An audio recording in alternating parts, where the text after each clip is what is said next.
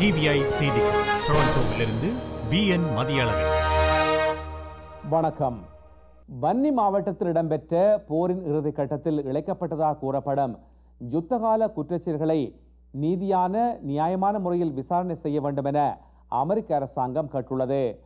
அமெரிக்க அரசாங்கத்தின் பிரதி பேச்சாளர் மார்க் ரோன ஜெனீவாவில் உள்ள ஐக்கிய நாடுகள் மனித உரிமை கவுன்சிலுக்கு நிபுணர்குழு அறிக்கையை ஐக்கிய நாடுகள் செயலாளர் நாயகம் பான் கி மூன் அனுப்பி வைத்தமை தொடர்பாக ஊடகவியலாளர் ஒருவர் விடுத்த வினா ஒன்றுக்கு பதிலளிக்கையில் யுத்தகால குற்றச்செயல்களுக்கு நீதியான நியாயமான முறையில் விசாரணை இடம்பெற வேண்டும் என கேட்டுக்கொண்டார்.